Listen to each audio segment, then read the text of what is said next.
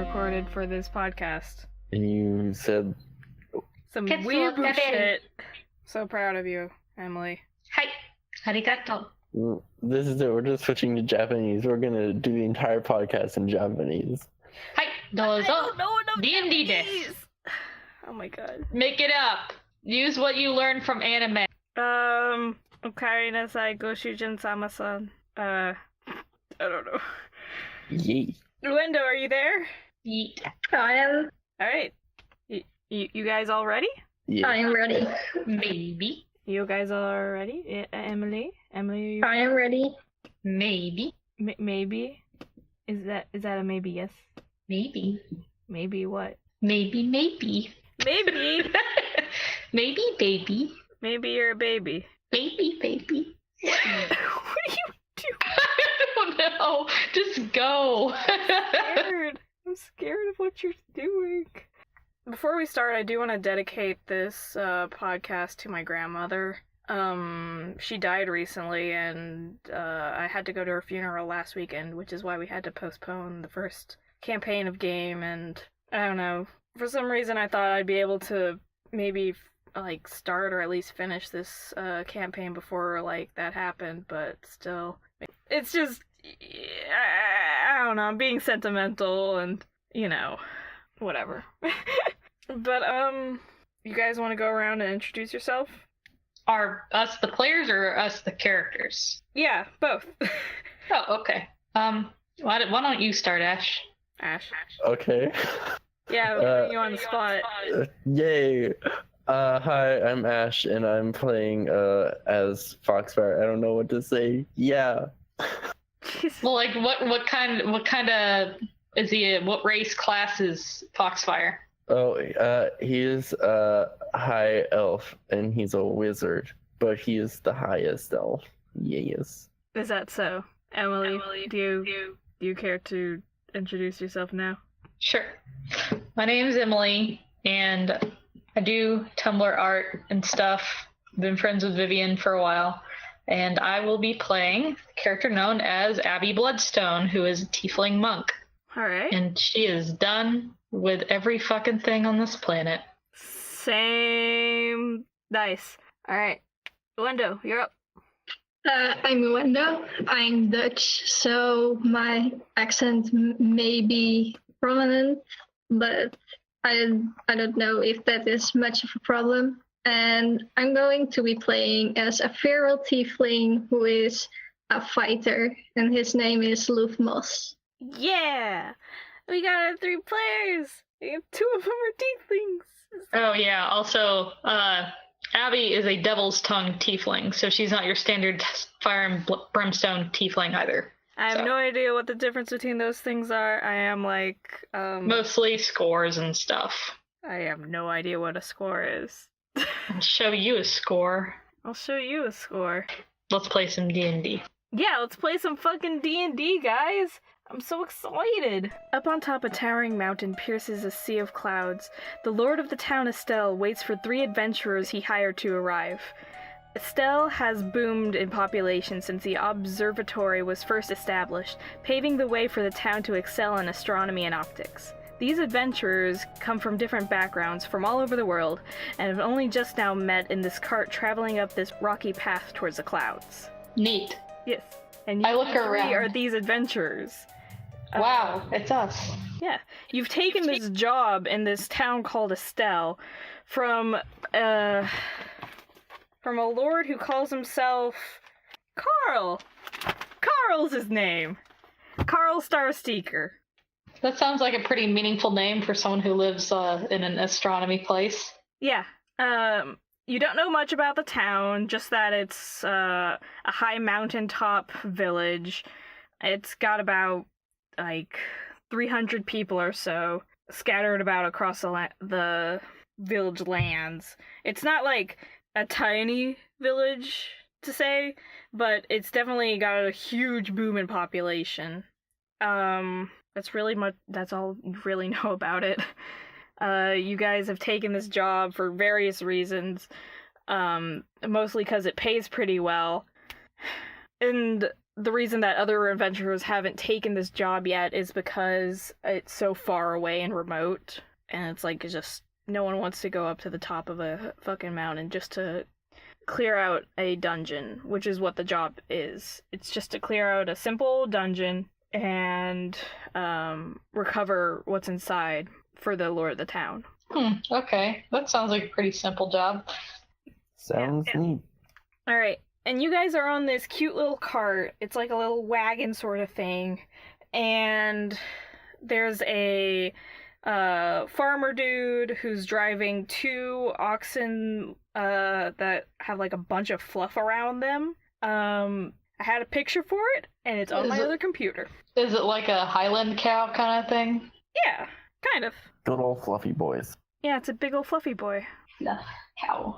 Well, I want to look around, like, just at our surroundings. So your surroundings, it looks pretty cloudy around you, but it's not like clouds high up in the sky. It looks more like fog, and it's very gray. It's like you're getting pretty close to the cloud skyline, and you haven't broken through just yet. It seems like you're more just like walking through a bunch of fog, but it doesn't seem like eerie or mysterious. It's more it's more like white and gray, and you can see in the distance some like llamas chewing on very short shrubs that are like they've got this greenish grayness to them. There's nothing really bright up here. Everything's very muted.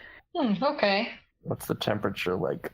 It's actually a little cold. Kind of like cool. It's not really hot, but you can definitely feel the sun beating down on you. It's almost like you're so high up that you're like that much closer to like the sun, and like the protective cloud layer is a little bit thinner here, and the atmosphere is a little thinner, so you can feel like you can't breathe as easily, but it's not that big of a problem.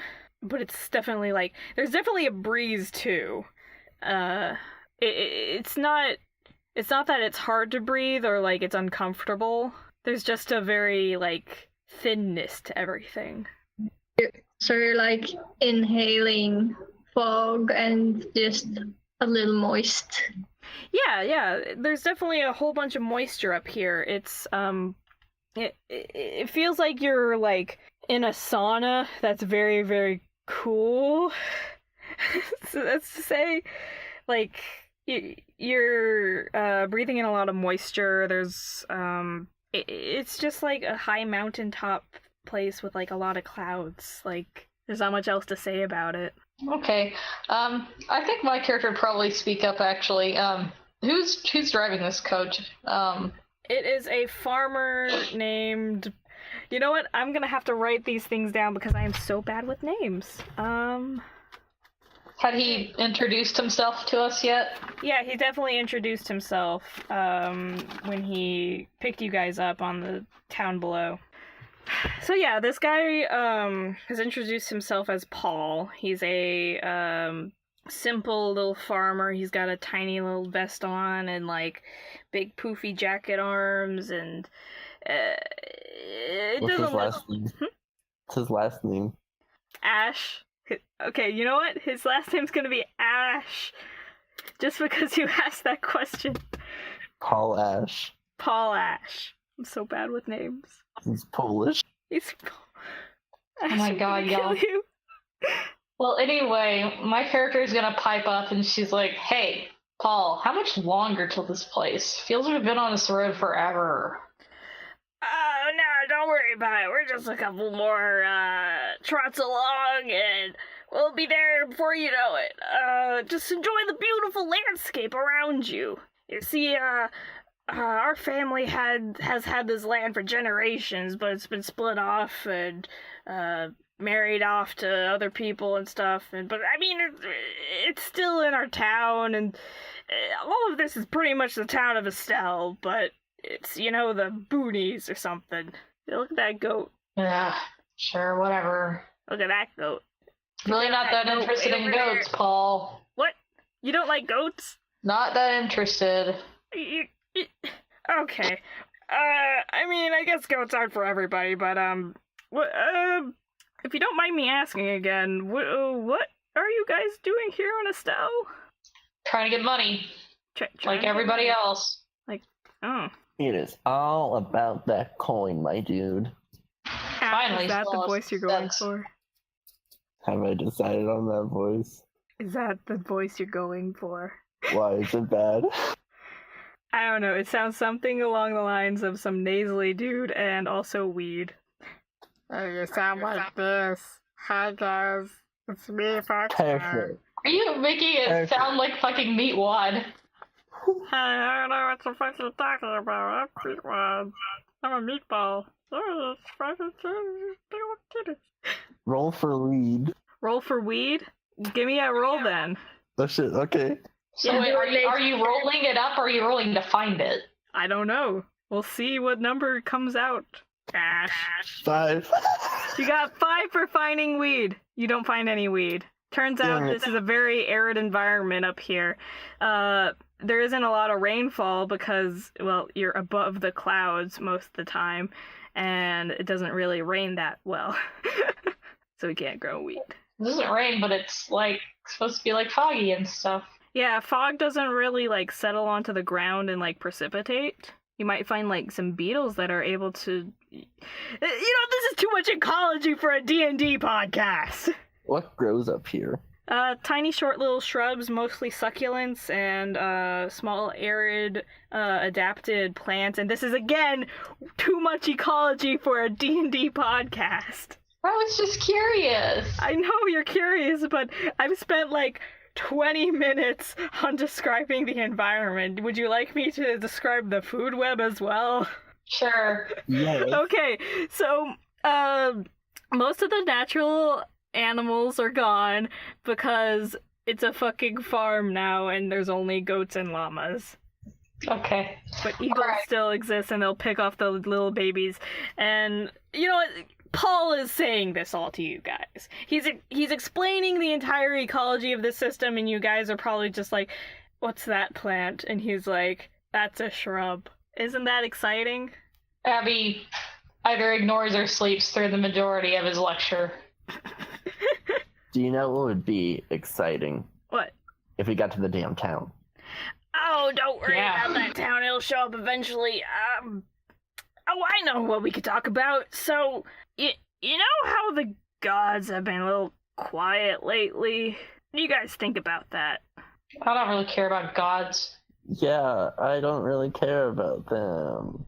Let's move on to something more interesting. Jeez, not very, godly people, are you? Nope. Let's... Got I that see right. the devil's lettuce. Oh my god. Hey, is that a slur? What the... I mean, she's a tiefling. Oh my god. You know, we're gonna be working together probably, so maybe you should not be going with the tiefling slurs with 2 tieflings around. Hmm?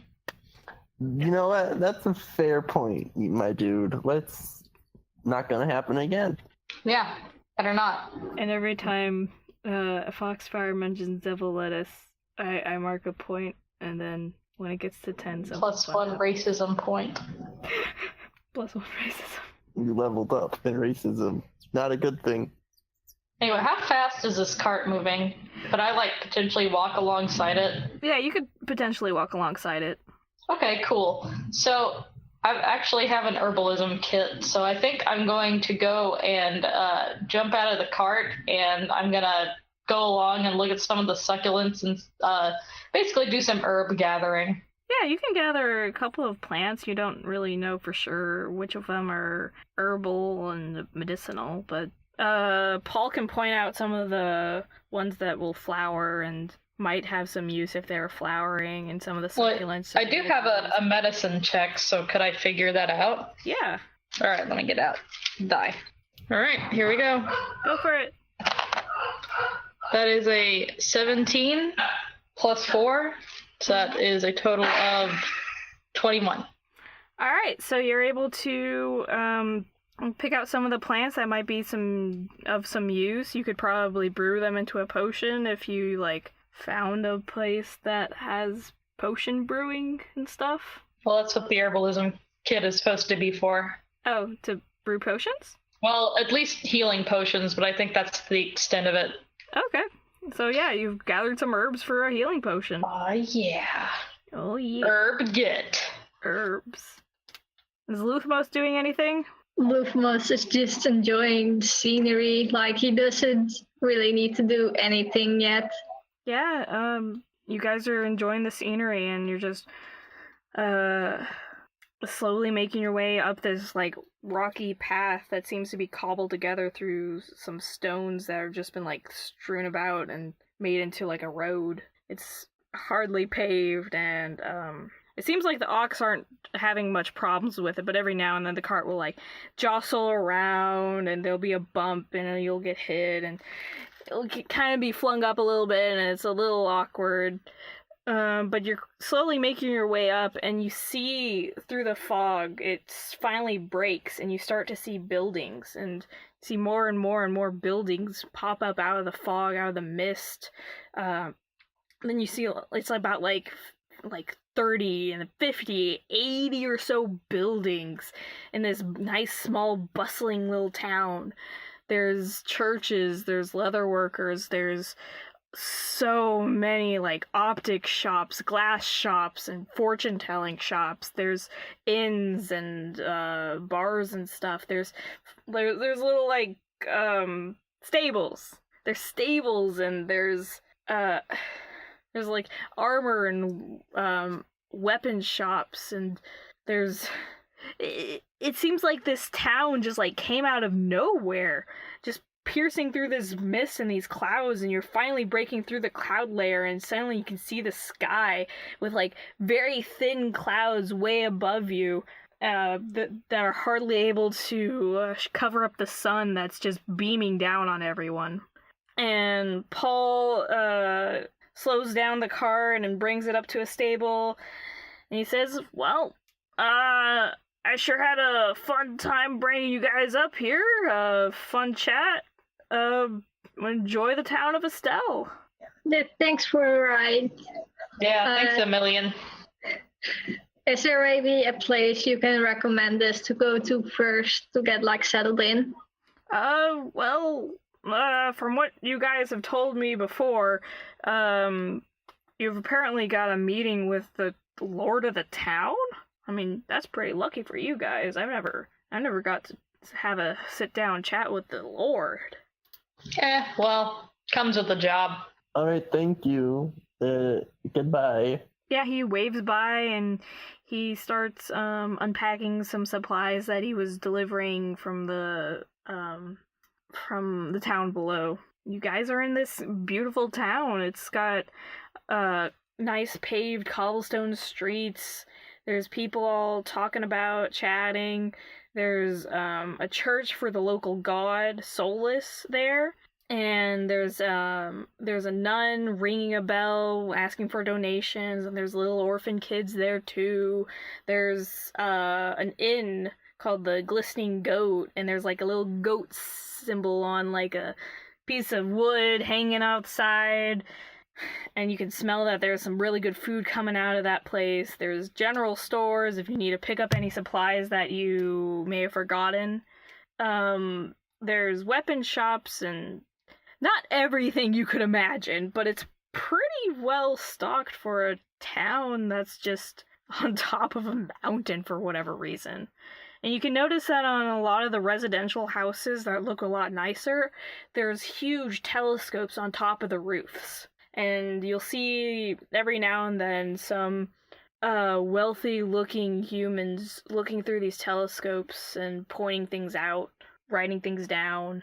In the daytime? Yeah, in the daytime. I mean, there's not that many of them out, but you do notice that there are, like, astronomers here. There's also, like, fortune tellers, and they have, like, a crystal ball like hanging in front of their shop, and they've got like very nice like silken outfits with like headbands that kind of like cover their eyes, and they've got like a little mirror in front of them, and they're like trying to like usher people in and be like, ooh, would you like your fortune read? Well, do we want our fortune read? Yeah, what if it's bad? Yeah, just saying. I think we should head to the Lord of the Town first, guys. Let's get that over with. Good idea. We can fuck around all we want later. All right. So you keep walking down the path, and the path like keeps going down through these houses, and then go through the shopping district, and then goes into residentially sort of areas. And as you go further down the roadway, they get more and more large and fantastical looking. Like, some of them have like really well done artistry and like masonry work. And you slowly make your way up a little hill, and on top of this hill is the Lord's house. It's this big estate with a huge plot of land with like very green like grass. It's a lot brighter than the native shrubs and succulents of the land.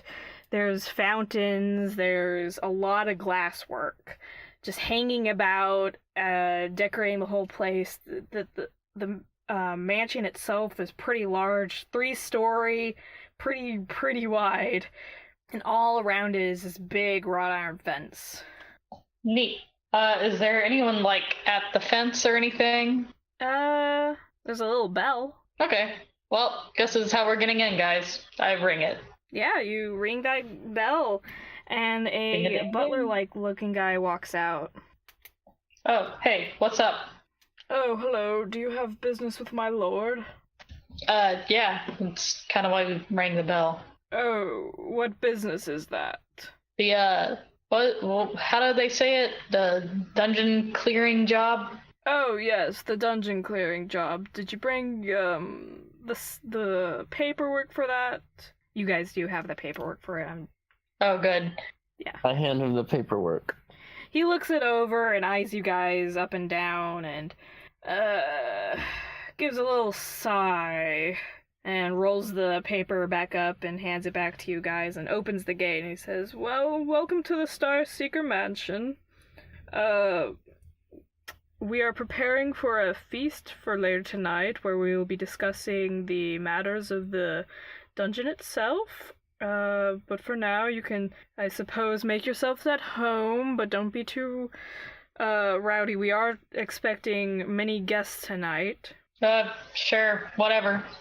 Is there maybe like a lounge we can sit in? Yeah, there's definitely a lounge. Okay, until the Lord comes to speak with us, if that happens. Yeah, you pull yourself a big comfy chair and like big old sofas. They seem to be padded with something real nice and soft. And the lounge itself seems like kind of like a trophy room, but it's for like goats. They seem to be having like a lot of taxidermy goats and like little gold ribbons and stuff underneath them, denoting like prize-winning goats and like best in show breeds and stuff. I go looking for a library. You go looking for a library. There is indeed a library. It is pretty large.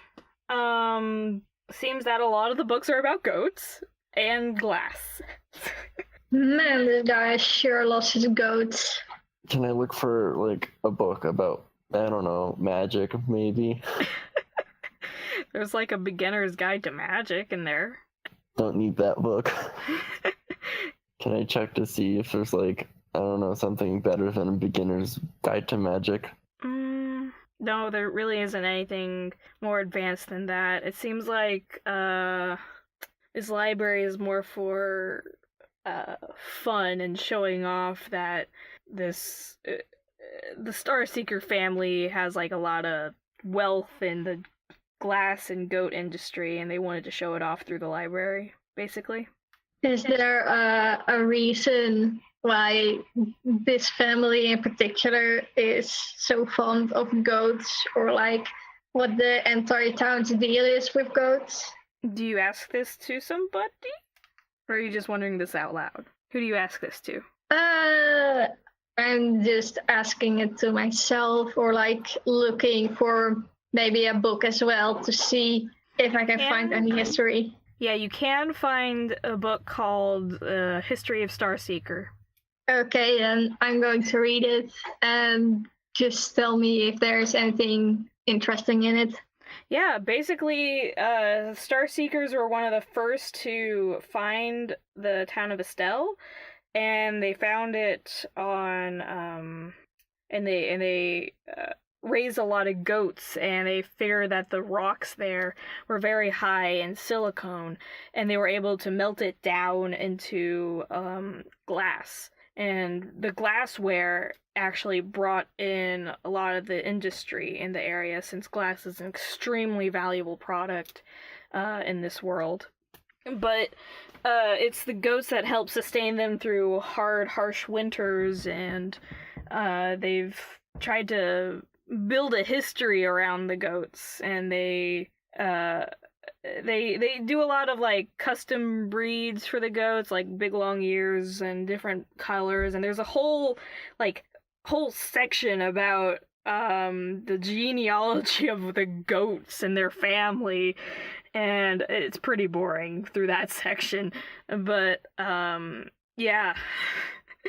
I'm gonna use my downtime to find somewhere quiet so I can take my herbs and my herbalism kit and make a potion of healing. All right. Is there a skill for that? I wish I was at my other computer. I don't have access to a book. Hold on. Okay, apparently it's not that clear. Oh, here we go.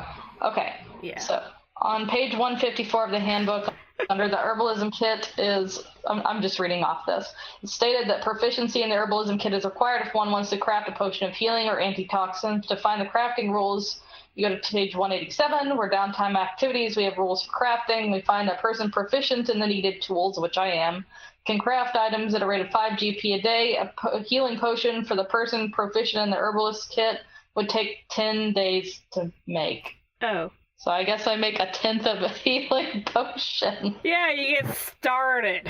You start grinding up some stuff, and is this really how you're going to spend your time? I got nothing else to do. If I do anything else, I might meditate. I explore the rest of the house or the mansion. Yeah, you can explore the rest of the mansion. You see that there's a bunch of, like, rooms, and, like, you peek in some of them, and they've got some exotic stuff. Some of them are just, like, rooms. Some of them are just, like, bedrooms. Some of them have, like, plants growing in, like, big greenhouses, and some of them are just, like, storage rooms, and some of them are, like, janitor's closets. But you do come up onto one room that has a maid standing in front of it, and they say, excuse me, can I help you? What's in there, guy or girl, whoever you are? I'm a girl. Are you just exploring the mansion? Yeah. Then I would ask that you avoid this area and just continue on your way that way. She points you in, like, a different direction. Okay, I think there's something in there. Obviously. Oh, man. Wow, what could be in that room? Who knows? Oh, man. Well, yeah, now that you say that, I kind of want to actually go in that room now. Oh, please don't. This is a private room, and we would like that you would not, come in here and mess with anything. It's very important that our guests, do not enter this room. There's plenty of other rooms for you to go in. Have you seen the library? We have a library that's very large, and we also have a statue room of all of our prize-winning goats from the goat fairs. If you'd like, I can call one of the other butlers up, and they can give you a tour. Yeah, I've already been in those rooms. They weren't very fun. I think I'm gonna use prestidigitation. Oh. And I think I'm gonna, like, make a shower of sparks around the corner to distract her. Okay. Let's see if she can smell what you're putting down. That's my dice noise. You can't see smells. Yeah, she sees the sparks and she's immediately like, oh gosh, what's going on over there? Oh gosh. She starts fumbling around in her bag and she picks out, like, a stone, a very smooth, circular, spherical stone. She's like, come down to the, second floor, west wing hallway. I think there might be a fire. Oh gosh. And she's like speaking into this orb. I think we should get out of here. There's a fire that close. We should maybe like move. Oh, no, I think we'll be fine. We noticed it, and, well, there isn't any smoke, or it doesn't seem like there's a lot of heat coming off of it, so I think, I think Master Daryl will be able to handle that situation when he comes. Okay, like for real, am I supposed to get into the room? Maybe now is not the right time to get into the room. Okay. I walk in the direction of the sparks, and they just turn off Like, oh gosh, as I walk by. oh my god! Oh gosh, don't go towards the fire! You just like walk into the fire. Yeah. Oh, okay. Now you're in fake fire. Congratulations, Foxfire. You've lived up to your name, being all so sly and on fire. Foxy Fire. Yep. Oh, I just continue to explore the house. I go back to like check up on other stuff. Oh my god. Yeah, you just explore the rest of the house. It seems pretty mansion-y. Very nice. Ornate rugs, statues, lots of glassware. There's chandeliers that are sparkling with light. Can I swing from them? Can I swing from them? No. I mean, you could, but you'd also fall and hurt yourself real bad. Dang. Is that a yes? No. It's a no. That's a no. Good. I don't want you to get hurt this early on doing something that stupid. I'm just gonna go take a nap in the lounge, I guess. Alright. You take a nap in a lounge and you do smell a intoxicatingly delicious aroma coming through the kitchen. All three of you. Ooh, that smells pretty good. I'm not getting very much anywhere with this thing, so I guess I'll go check it out since I have not much else to do. Alright. You head over onto the kitchen and you can see a couple of butlers like standing around taste testing, getting like a big huge table set up, and one of them stops you and he's wait, I know it smells real good in here right now, but it's not food time just yet. Well, when will it be? Oh, just real soon. You guys, you're the other group of adventurers, aren't you? What do you mean other? Oh, no, you're not the only ones who got hired on for the job. You know that, right? No. Huh. No one told you that? Oh, that's No. terrible. But don't worry about it. More the merrier, am I right? But I'm just a butler, what do I know? I guess.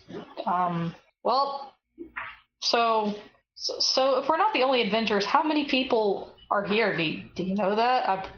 I mean... well, for now it's just, Carl's in his study, and we're all getting prepared. The butlers and the maids and I are all getting the table set up and getting dinner all ready for you guys. There's gonna be a party where all the nobles are gonna come into town and celebrate Carl's recent acquisition of a plot of land. Oh? And what plot of land would that be? Well, it's this family's plot of land. It's actually the cemetery, the burial grounds for a lot of the Starseeker family, which has been finally passed on to Carl due to some weird legal reasons. I telling you, the legality of this all has been a mess. You haven't heard about Randall, have you? Not really.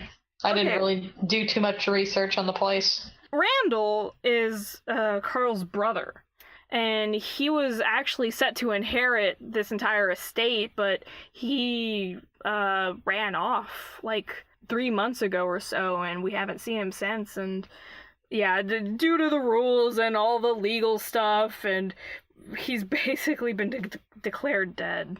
So After only 3 months, isn't that kind of short notice? Like maybe after a year, I would say they might be dead, but 3 months is still kind of short enough time to find him alive.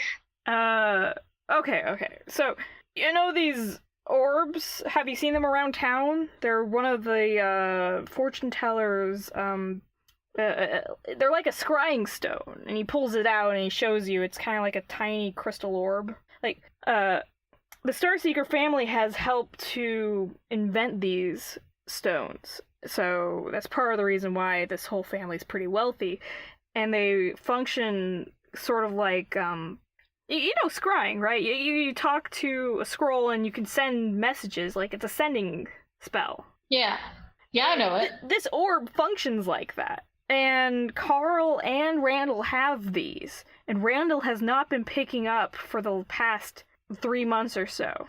So we have no idea what happened to him. We can't find his stone, so we have to assume he took it with him, and he's just not been picking up. Maybe he lost it. No, you can't lose something this precious. Maybe he just sucked at life. He actually gives you kind of a stink eye, and kind of turns away and starts being like, okay, maybe you guys should just wait in the lobby for now. Food's gonna be ready in maybe an hour. The party's gonna start. Okay. Well, see you then. I go back and check if the maid's gone. The maid's still there, and actually there's a second person there. Hey guys, how you doing? Oh yeah, she points at you, and the other one's like, oh, so you're the little troublemaker. Sure am. Yeah, well, I'll give you a pass on this one for now, because you're the one of the adventurers hired for Carl, right? Yep. Just don't pull something like this again.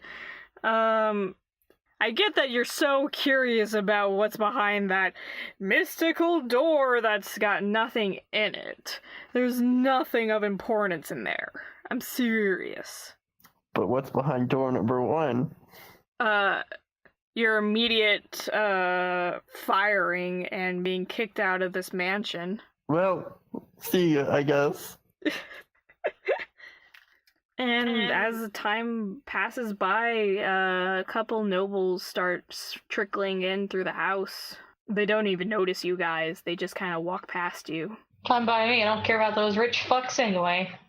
Yeah, some of them, it start to get that there's so many of them that they do start trickling back into the lobby because food's still not ready yet. And you can hear them whispering about, goats. Goats, I gotta be honest, they're talking about goats. And Is this the man who stares at goats? no. And You they're talking sure? about astronomy and glassware. They're just chatting up about it. I bet there's goats behind that door. Secret stash of goats. In the meantime, I guess I'm gonna turn to Ludmus and I'll be like, hey, don't you think the fact that this guy disappears kind of like suspicious? Yeah, it's pretty suspicious, but I wouldn't do anything just yet. I mean, I guess not. I mean, it's not entirely our business, but it's also kind of our business because, you know. We can investigate it later.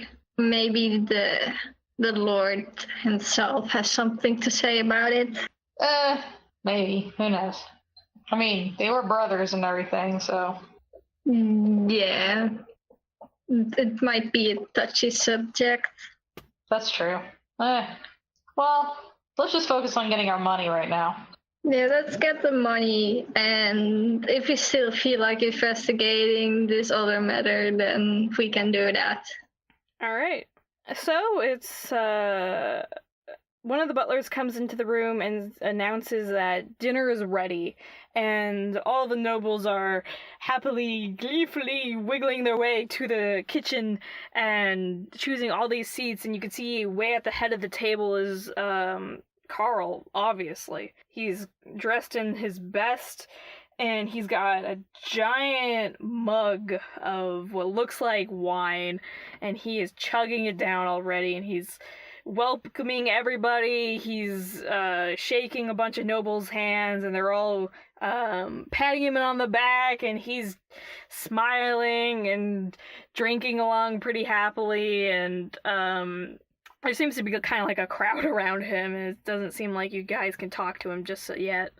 You guys are all stationed at like the very end of the other side of the table, far off by yourself, and as you're sitting down and the appetizers are being brought in, somebody kicks open the kitchen door, and a lanky-looking human bard comes out, along with a gigantic female orc, and he says, "Hey, wait a minute! Hey, it's me! A little drunk and a little late, but late's better than never, am I right? Me, your adventure guy who got hired." And the orc is like, "Yes, sorry we are late. We had to pick up some snacks along the way. I hope that's not too much of a problem." And they're completely ignored. Yeah, that's real great. Time to sit the fuck down. Is that other guy drunk? Like, really? Seriously? At this time of day already?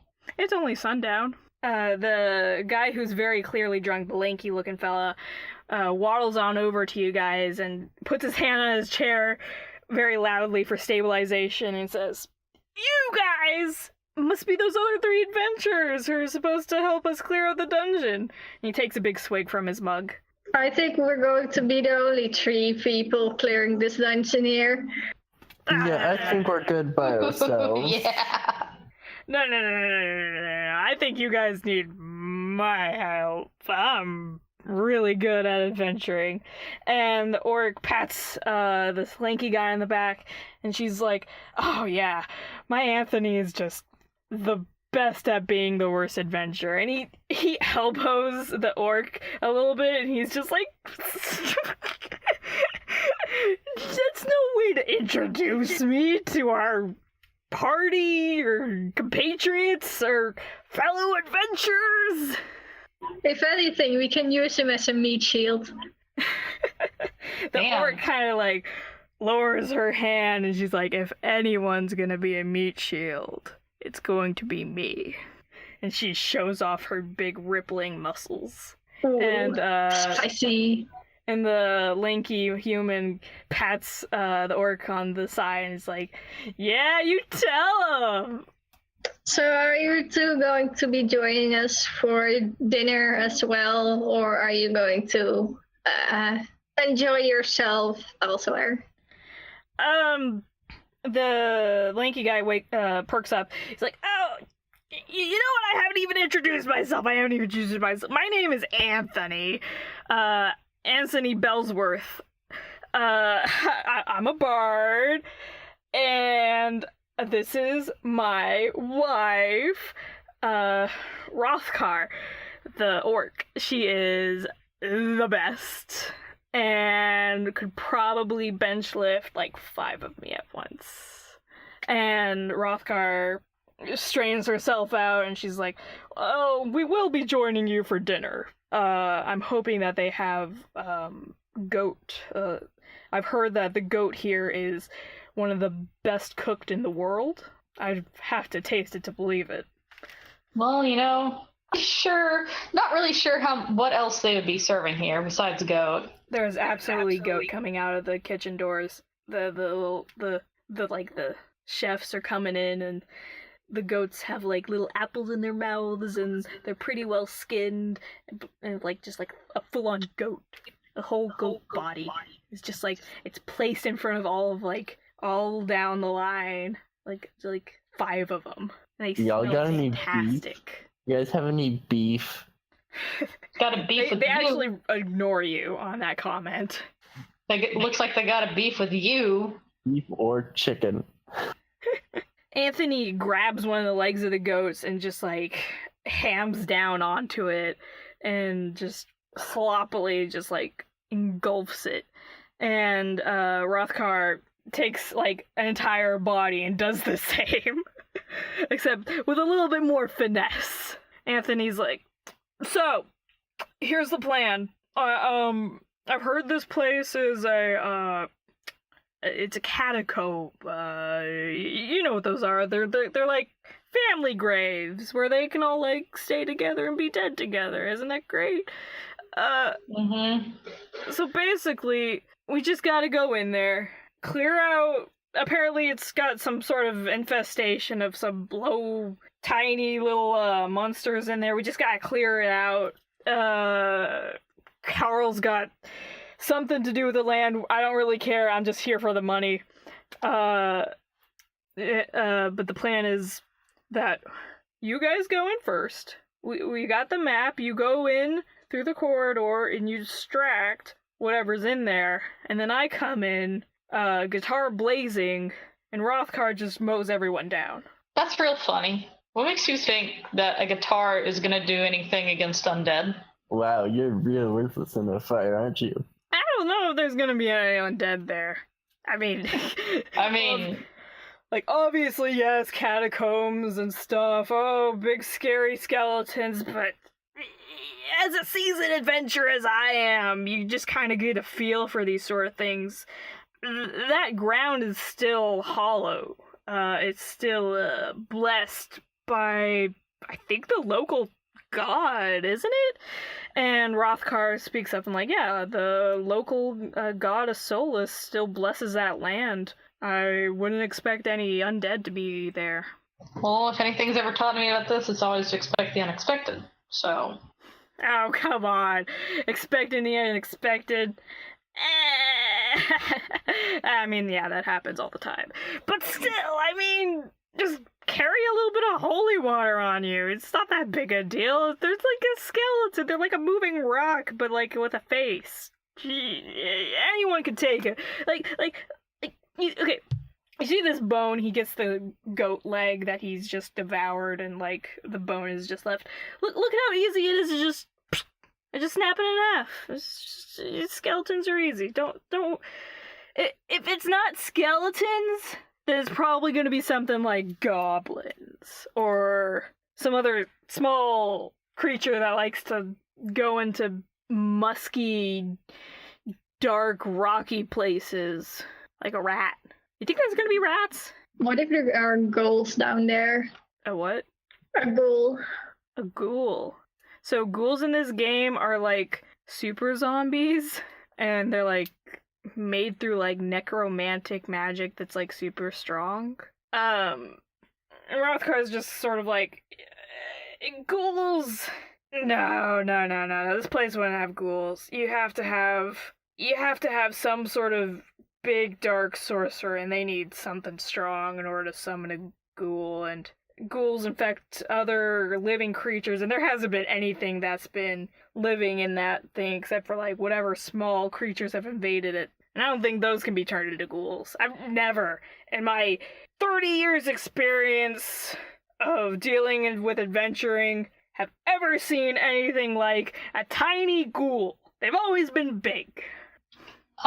When he says 30 years of adventuring, does he actually look to be old enough to have adventured for 30 years? Yeah, she looks pretty battle scarred and. Oh, okay. I thought it was the bard that said it. It's the orc. Oh, yeah, the bard doesn't look like he's been touched by a sword, but he definitely has like the facial features of a mid-30-something old man. Okay. Well, guess I'll take your word for it then. By the way, have I guess they explained to you what exactly happened with the Randall guy, right? Anthony's like, oh god, no. What happened to him? Well, from what I remember, we're clearing this thing out because Carl, he inherited this property and it was Randall's, and he's kind of dead or assumed dead. I heard that Randall was dead. Oh, do you think there's a big conspiracy or something? I mean, I think it's kind of suspicious, but that's just me. No, keep your voice down. Oh, man. I mean, I really don't care about this stuff, but, like, whatever pays the bills, like... mean, business is business, right? Guess so. And the feast is going on, and the nobles are starting to settle down and eat, and you can notice far down the line, Carl's actually, like, pretty damn drunk. He is talking loud and fast and slurring his speech. You can't really tell what he's saying, but every now and then you'll catch a word that you're particularly looking for, like Randall. And he seems to be pretty upset. Like, every time he speaks about, like, Randall, he takes a big swig of his big mug, and he looks like he's crying. This guy's really shaken up about his brother. That's kind of touching. I still think it's suspicious, though. Maybe he didn't do it. Maybe not him. Maybe someone else. Could be the butler. We did it, guys. We solved the mystery. Case closed. Let's go home. Okay. But yeah, the dinner is winding down. It's now past sunset. The sky is lit up with 1,000,000 stars, and all the nobles are like, well, it's time to get to work. And some of them are leaving immediately. Some of them are still hanging around to chat. They're all ignoring you because you're all, like, peasants to them. Makes sense. And Anthony pats you guys on the back and says, hey, I'm gonna go sleep, probably. Catch you guys in the morning. Pretty sure it's not tomorrow, but the next day is when the dungeon stuff is going on, so if you're worried about me, don't be. Not really. I wouldn't be worried about you even if it was tomorrow. And Rothgar, notices that Anthony is, like, just swerving around with his legs and about to trip, and she just picks him up and carries him back to one of the rooms. And she lifts up a hand as if to say bye as she walks out. See ya. Pretty nice guys, but could maybe do less on the alcohol. No, I think the bard's kind of an asshole. I don't really think the bard's gonna do too well in the dungeon. Well, that just means that maybe we'll get a bigger share of the money. Absolutely right. So what are we gonna do now? Well, we got a day, so I guess we can go to bed and prepare for stuff in the morning, because we'll probably need equipment. I'm sure this town has enough of it. That's fair. We just hope that maybe they'll give us some provisions to go buy equipment with, because I'll be honest, I don't have much. I'm just broke. That's how it is. Yeah, it's a life and adventure for you, buddy. Yeah, let's just finish up what we're doing right now and go to bed. Alright. So you guys just want to go straight to bed? No, I go to the door again. Alright. Roll me a stealth check. Oh, shoot. Okay, cool. Yeah. 20. Nat 20? No, 18. Plus 2. Cool. Yeah, you are sneaking around and you notice that the whole mansion is pretty damn quiet. Seems the meal has knocked everyone out pretty well. And you come up onto the door in that west wing and second floor, and there's no maid. There's no anybody guarding it. How suspicious. I open the door. It's locked, unsurprisingly. Is there a way to unlock the door? Yeah. It's called a lockpick. Or a key. Or if you had the key. Let's see. Or you could improvise. Or you could just break it open, whatever. Yeah. Well, I guess I'm gonna break down the door. Oh god, it actually made improvise. Alright. Wait. So there's a key in the ear, is that what you're telling me? Well, I'm saying... I go there isn't just one way to crack an egg, basically. Okay, what's the Lord's name again? Carl. I sneak into his study. I go to his study to find a key. His study is open, but, like, there's not gonna be any keys in there. That's not where keys are held. Is there an armory in the mansion? Yeah. Would a key be in the armory? No. What is this, Kingdom Hearts? You think a key is a sword? Yeah. No. Yeah, roll me a wisdom check and I'll give you a hint on where a key would be. Okay. 13. 12 plus 1. You can kind of deduce that a key would be somewhere hidden and probably somewhere close to somebody's person and not like just laying out in like a study. Okay, so I sneak to Carl's bedroom. Oh boy. Guess what? Carl's What? bedroom is locked. Oh my no! god. Like, did you really expect it to just like not lock the door? Yeah. You thought it was gonna be that easy, did you? Yeah. Second there. Yes, I did. There's other ways to crack an egg, Ash. You can figure this little conundrum out. Well, I don't have a lockpick. Crack this egg. Crack this egg. I cracked the door this open. Egg. What? No. You can just go look for the key. Like maybe there's a master key. I bet the maid has the key. No, maybe not. I don't know what I'm going for. Someone give me ideas. Are they with me or are they in bed? I don't know. Are you guys Go to with bed. her? With Foxfire? No, I wasn't planning it, but out of character, you know, there's always more than one way to do it. So kind of like imagine it's in real life. You don't even have to necessarily go through the door if it's on the first floor. If there's like a window connected to it, you should absolutely be able to go in through there. It is on the second floor. Can I go Would- outside and check if the room has a window? It does have a window. Cool, I go outside and I Alright. scramble up that wall. Pretty sure there's a climb Or I feature. climb up the wall. Is that an athletics check? Yeah, that is absolutely athletics. 9 plus 3, 12. Not very good. You are trying to get a good grip, but it seems that your fingers just aren't strong enough to latch on to the mortar. It seems that the mortar is pretty well, the masonry is pretty well done so that the mortar and the brick are pretty well smoothed all together. You maybe have been able to climb up if you had better finger strength, you feel like, but it seems that you're gonna have to figure out another way to get up there. There's also goats around. They're kind of nibbling on the grass, and some of them are asleep. Ooh, make a goat stack. I'm not sure a code stack would work. And plus I have -1 to animal handling, so...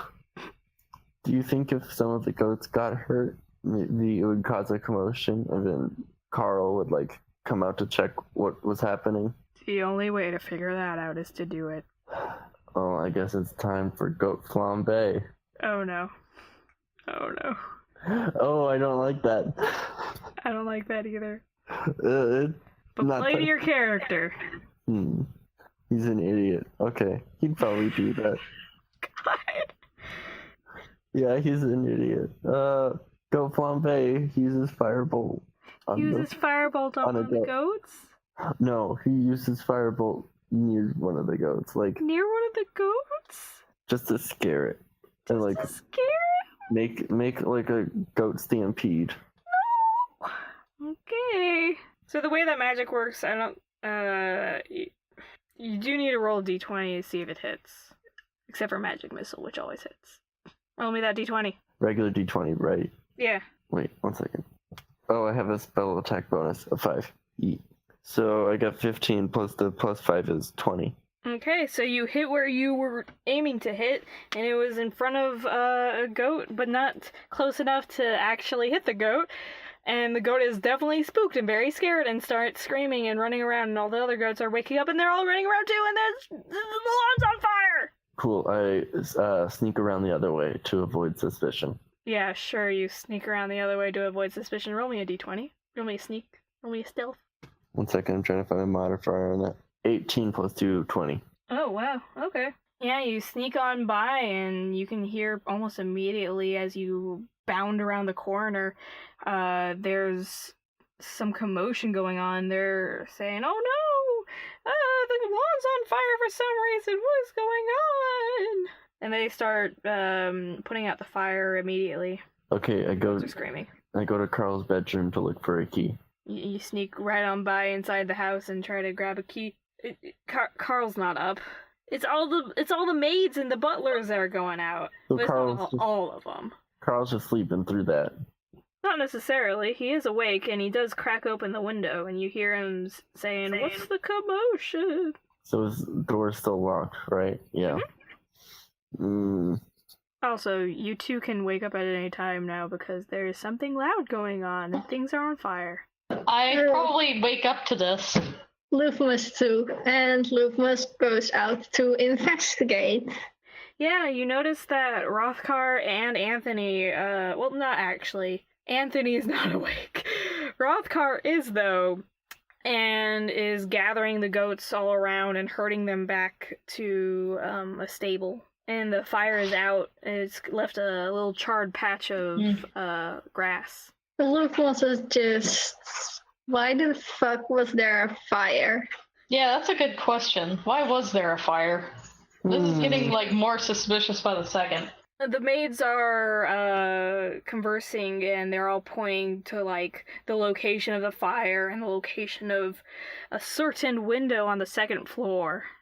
Huh. Well, Lufmus is going to investigate that as well.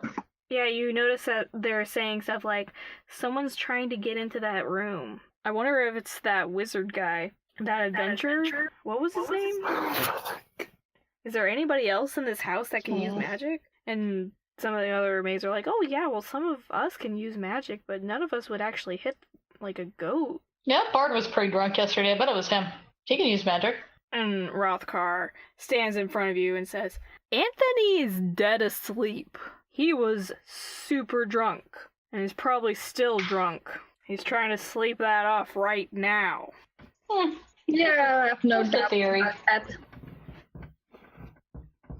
What's more likely is that your little wizard friend thought he'd be a hot shot and start shooting goats in the middle of the night. I don't know what gets into you, magic types sometimes. None of you are I don't know either. Why would he shoot goats in the middle of the night? Hell if I know. I mean, you guys know him better than I do. Would he? Even Only, slightly. Even for me, this is a mystery. Would he be a guy that just shoots goats haphazardly? Maybe he didn't have enough to eat at the dinner. I walk out there. Oh, I should probably do a persuasion check. I walk out there, be like, I just woke up. I don't know what's happening. That's more of a lie. You're gonna have to do... A deception check? Yeah, deception. Which is charisma based. Okay, same modifier. Mm-hmm. I fucking got Oh. Not good. Oh.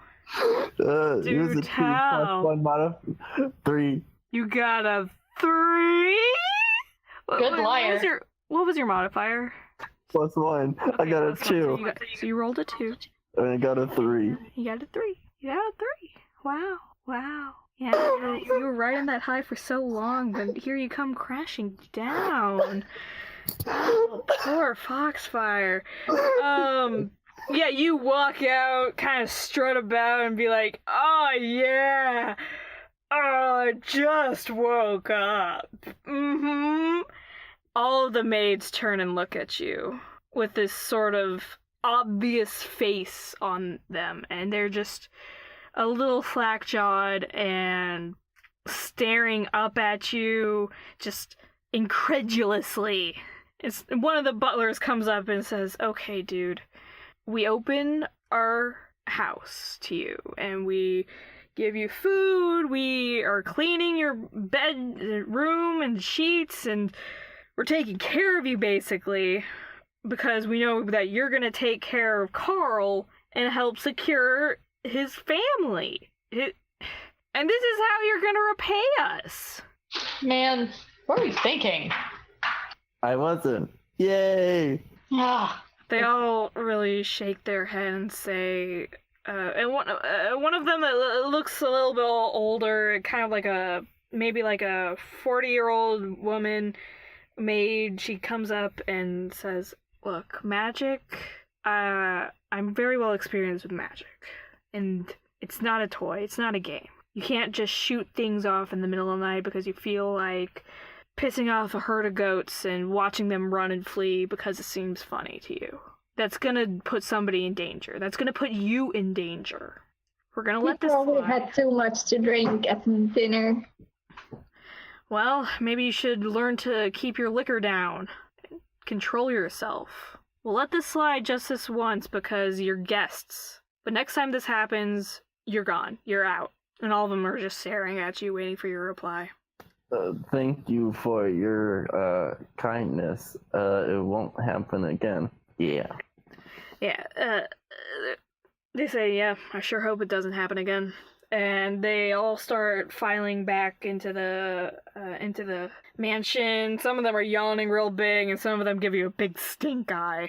And Rothkar shakes her head, just walks in silently. Well, we really need to overperform for a couple days from now to make up for this, I guess. I don't want to get my pay cut for this. I'll give you the difference, but it's on me. What were you doing anyway, shooting at the goats in the middle of the night? Yeah, you said you weren't thinking, but surely you were thinking about something else. Hey, quick question on the side. Mm-hmm. What, are you guys proficient in any languages? Yeah, I'm proficient in a few. I need to check. I have Common, Infernal, and Orc. Okay, so I don't speak any of those. I also have Common and Infernal. That's just a tiefling thing, but I also have Elven, so you and I should know the same language. Okay, wow, I forgot your character's name already. It's Abby. Hey, Abby, so if I speak to you in Elvish, can you translate for Luthmos? Yeah. Why? Okay, cool. I started speaking in Elvish. There's this door. The maids are being really suspicious about this door. It's locked, and I can't get in, and that's why I tried to make the distraction so I could sneak in, because they're being very suspicious about this door. Like, there's something going on with it. Well, what makes you think that? Just because they're there? I've tried to get in there repeatedly, and both of them stuff, like, I scared one of them to think there's a fire that was happening nearby, and she didn't move to check it out. So there's something definitely going on. Huh. Well, I mean, what could be up there? Do you think it has to do with Yeah. who? I think it does. And I'm assuming you just / convey this to Luthmos. Yes. Yeah. Okay, Lufmas is like, so you really want to get into this room, Yeah. even if you're not quite sure what might be in there, but you think it has something to do with the brother. Yes, I really do. Okay, so you want to do this before we go into the dungeon. If we can do it without getting caught, I don't see what's the problem. Well, that's a real big deal, though, getting caught. So should we wait till after we do the dungeon? I have a disguise kit I can borrow out to you, so you can just pretend to be maybe someone who works there. They probably know all of the employees who work in the mansion, but maybe you can be like just someone new who is trying out. Well, unless you have some sort of disguise on you, I don't know if that would really work. I mean, they know what we look like. That's fair. Another way is, well, trying to get up to the Lord and gain his trust. Maybe he'd just willingly show us what's in there. I mean, we haven't talked to him yet, so, like, we should, like, at least try to talk with him to figure out what we're going to be doing, or, like, a better idea of what we're doing tomorrow, and then we could coincidentally ask about the room. That's fine, too. All right, I say we talk to Carl. All right. It's also like really late. I assume you guys are probably just gonna want to like go to bed and then do the Wake 'em up. drink? No, if you try to do that, I stop you. Yeah, we go to bed. Everyone goes back to bed, and we make sure no goats are being shot at anymore. Yay! Alright, you have a good night's sleep. And in the next morning, some butlers are knocking on your door and they're bringing in a small breakfast. It's not anything big or grand. There's apparently going to be a brunch later that everyone's saving room for, and it's just like a little bit of toast and just like a little bit of juice. Nothing big. You're like, hello, good morning. Good morning. Are the Oh, goats alright? Oh, yes, the goats are doing just fine since that incident last night, I'm sure. Oh, you were there, weren't you? Yeah, I woke up from the commotion, and I guess I came there when the fire was already put out. Yeah. Gosh, it's not one of your group, right? Can you perhaps talk some sense into that guy? I feel uncomfortable about someone who just shoots off fire willy-nilly like this. Yeah, don't worry, we already talked about it. He won't do it again. He just had a little too much alcohol from the dinner, and so he thought he was going to entertain some goats, but at the end he wasn't entertaining the goats. Oh, okay. I'm so glad to hear that. Oh, okay. So today we have a little bit of toast, and there's gonna be a brunch later. I hope you can save enough room for it. Today I think the Lord just wants you guys to relax, enjoy the town, see any sights that you'd like to see, and get ready for tomorrow, which is gonna be the big day where you clear out that dungeon, right? Yeah. I have a question. Did Lord Carl did he is he going to provide provisions for our expedition, or are we expected to get those ourselves? Lord Carl will supply you guys with a little bit of gold. This expedition shouldn't be too strenuous. There isn't, the catacombs themselves are very straightforward. Whatever monsters are in there, he says he doesn't really mind as long as they're at least scared out or mostly taken care of. It's more of a scouting mission as he's described it. If it turns out that there's too many of the little infestation in there, he might call out a bigger team.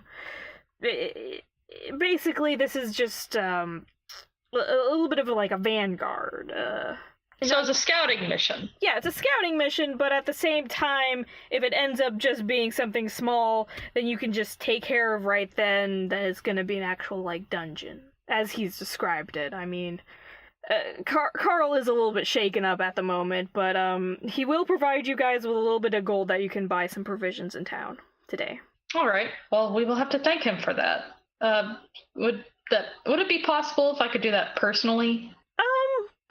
He's actually recovering from last night at the current moment, but during brunch, he'll be able to talk to you. Okay. Well, I'll keep that in mind. Thank you. No problem. Enjoy your toast. Yep. See you around. And for you, Foxfire, that 40-some-old magic user maid comes in, stares you down a little bit, and she says, "Good morning. I hope you rested well for the rest of the night." And she explains what is going on today and all that, like what happened with your other compatriots. And she sets down the toast and like stares you right in the eye, and she says, "I've got my eyes on you. If you pull any shit again, you're not gonna have to just worry about what Carl's gonna do to you. Okay? You got this?" Oh shit. Oh, you're a bit ominous. Yeah. It won't happen again, my dude. The Starseekers have been taking care of me and my family, too, for generations, and I will not have you ruining anything on this land. And she kind of, like, rattles the tray as she sits up straight and walks out. I, just eat the toast and, like, okay. Okay. You guys get ready? Do you want to do anything before brunch, or Because brunch is a little bit of work. I tried to make a little bit more of the potion. Yeah. So now I have a 1/5 done. You make a little bit more of the potion. Oh man, it's red. it's a color. Yeah, a Galaphagus. Just like in Silent Hill. Yay!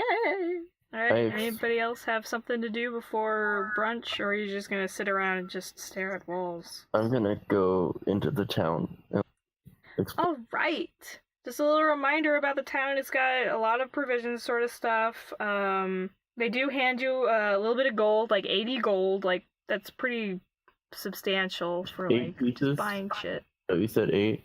80. Oh. That's a lot. Yeah.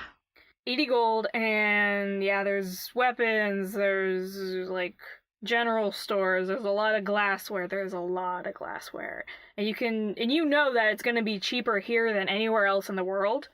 There's also fortune-telling shops, there's also the church that you can go and visit. There's the glistening goat, and just people, like, selling jewelry and shit on the sides. First I go to the church. Alright. You go to the church.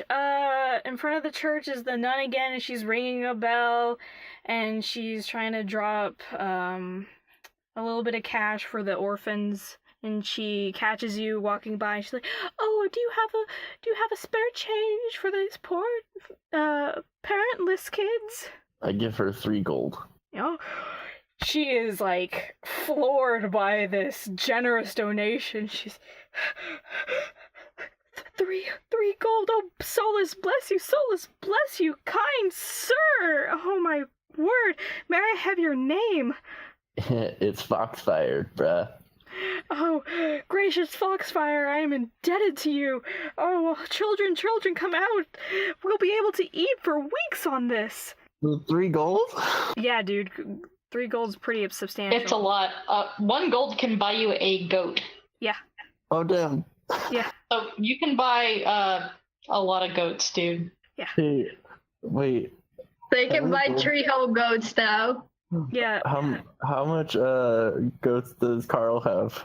He has a substantial amount of goats. Does he have more than 80 or 77 at this point? Yes, and also they're not for sale. Dang it. But there are goat stores. You could buy a goat if you theoretically wanted to buy a goat. No, I wanted to buy more goats than him. Therefore, I would be the ruler of the world of the land. There aren't enough goats for sale for you to be the lord of the land. Dang it. Buy goats and donate it to the orphanage. Yeah, okay. I gave her some gold. I asked her, do you know anything about the catacombs? I want to know if the lands are still blessed, because I heard that they were blessed, but I'm not too sure. The nun, curiously, like, holds her face and just like, well, I mean, the Starseeker catacombs, far off on that way over that hill, I mean, there's no reason they shouldn't be. I haven't spoken that clearly with Solus recently, but, she is still around. She still speaks with us and watches over us, and she answers our prayers just as you have given us this bounty onto us. She blesses us every day. So you must be an adventurer. Are you here to clear out the catacombs? I am. Oh, well, you must be employed by Carl then. I've heard what happened to Randall, and please tell Carl my condolences. I know he's not very religious and all this, but could you please just relay that message to him? Of course. Oh, thank you. Oh, Solus, bless you. And some of the kids are out, and they're sharing around the gold, and they're looking at it, and it's all sparkling and stuff.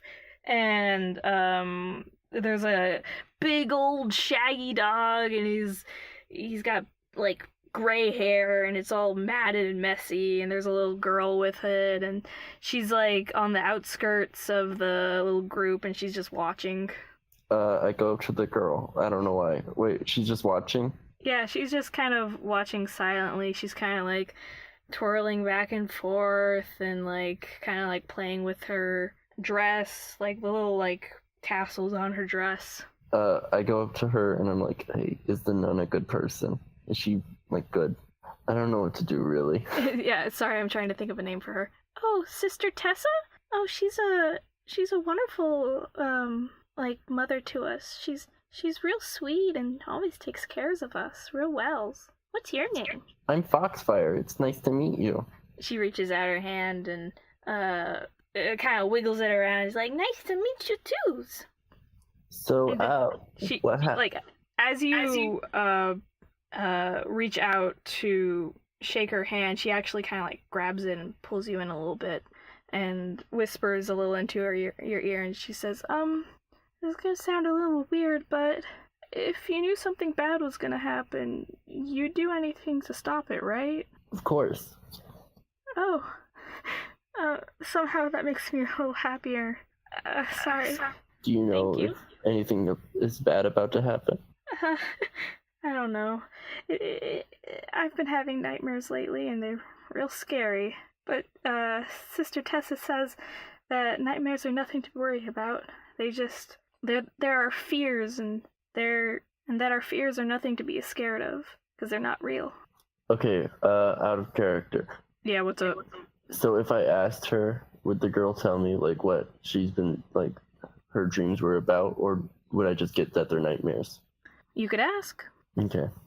Do you know what your dreams were about? Oh, it's the town, and but it's not the town. Something's wrong. There's the ground. It seems like there's fire, but it's not on the building. It's something under, and everything's crumbling and it's falling, and I'm falling, and everyone's very still and silent, and everything's silent. I can't hear anything, and I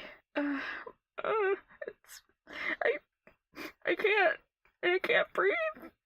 And she's just silent, and she's burying her face into her dog. Well, I feel like I messed up. Give her a piece of gold to make up for it. Yeah, I give her 1 gold. She takes a coin, and you can see that she's covering her face still, and she looks at it and she says, "No, I can't accept this. You should take it." And she slips it into your pocket for you. Just then, a couple of the kids run up behind you, and they're running around you like Ring Around the Rosies, and they're saying, "Thank you, mister! We can get a whole goat! We can milk it and eat cheese from it every day!" And they're all singing and laughing and joking around. I guess I'm just gonna, like, leave the church, I guess. Alright, cool beans. How about you two? You freaked out by it? Okay, you know, I'm really curious. I'm also going to go into town. And there's 2 things that I want to do. Yep. First, I would like to go and see if I can find a vial of holy water to purchase. Yeah, that would be at the church. Alright. At this moment, you could probably see Foxfire talking to this little girl with a shaggy-looking dog, and as you get closer and closer, you see the group of kids circle around him, and you can hear them laughing and playing now, and now you're up on in front of them. Okay. Since I see someone I know, I'm gonna turn to Foxfire and gonna be like, you look kind of like you've seen a ghost. You get spooked by kids? I mean, this little girl, she just told me something a little bit unsettling. I think she, like, might know something about what's gonna happen. What makes you say that? She said she was having nightmares, and she said, like, the town was burning. Oh, huh. That is suspicious. You know, if that turns out to be true, your ass is gonna be on the line. Because chances are, if there's an arsonist about, and news travels fast in a small town, you might get blamed for the fire. Hey Ash, do you remember? She said it wasn't. She said it was like wasn't on fire. No, more like she said that it was burning underground, not like the town was burning. It was like underneath. Burning underground. Underneath was burning, and then everything was falling down. Huh. This place is built on a mountain. I wonder if maybe she had a premonition about some sort of volcanic activity. Who knows? I just don't like the feeling of this town right now, if that makes sense. Yeah. No, that makes sense. There's just been a couple things that's happened that made me feel kind of suspicious. There's more than meets the eye, as is often the case. Luthmos, you curious about anything? Linda? Yeah, Luthmos is probably going to just explore the town and maybe dig up some history because he has enough equipment already. Okay. Is there maybe a bookstore or like another library that is less about goats? Yeah, there's another library. Okay, he will go there and he will look for history on if there were maybe any fights in this town because fighting is his thing. Yeah, there's no record of any, like, Coliseum stuff, any, like, gladiatorial arena things. This has been very much a farming and livestock village for a very long time, and just recently glass has started to become its main export, which has caused the boom in population and all that. Luthmos is a little disappointed but not surprised. Yeah, it's not really surprising. He goes to see if he can catch up with Foxfire and Abby. Yeah, you can see them. They're right outside the church. And he goes up to them and sees they're discussing something. So he's like, what are you two talking about? Well, Foxfire just said something very interesting. He said some sort of, like, little girl or something told him that she had a premonition for some sort of disaster. What is this disaster that she had a premonition about? You don't need to explain the whole thing. You can just say /convey. Or just like I explain what I explained to Abby, to Luthmos now. Yeah, I explain what I explained to Abby to Luthmos. Cool. Yeah, Luthmos, you hear that, like, oh, she had a premonition, the earth crumbling, I can't breathe, fire, all that. Luthmos is thinking, like, maybe it has something to do with the catacombs they are going to enter the next day. These catacombs are underground. You know, that is a good point. Which, I was actually coming here to buy some holy water in the case that we encounter some undead, so perhaps... Hey, Luthmos, did you learn anything, like, about the town? Not really. I looked into if they maybe had any history on fighting, but unsurprisingly, they have just been like this farming, exporting town the entire life of this town. Okay. So I think the holy water sounds like a good idea at this point. Okay. You're able to purchase a little bit of holy water. She, she, like, gets a little bottle and she's like, oh, we just blessed this today. It'll be like, she says that she usually, sells these for, like, a gold, like, an entire, like, barrel's worth of holy water for a gold, and she's like, we haven't been having much success with selling holy water. It seems the whole town isn't that interested in soulless. Well, that's a shame, but thanks. Yeah, she hands you a nice bottle, and she says, you know what? You've already given us so much today. I couldn't ask for any more. Cool, so it's just holy water on the house. It's because Foxfire gave Nun Tessa 3 whole gold. Wow, that's really actually very charitable of you. I would not expect that from you. What? You wouldn't expect that from me? From Foxfire. Oh goodness, sorry. I apologize for doubting you. Yes, that's quite all right. Is Foxfire not always this generous? Oh, silly Well- me, I'm going into habitual things about rumors and whatnot. Oh, don't mind me.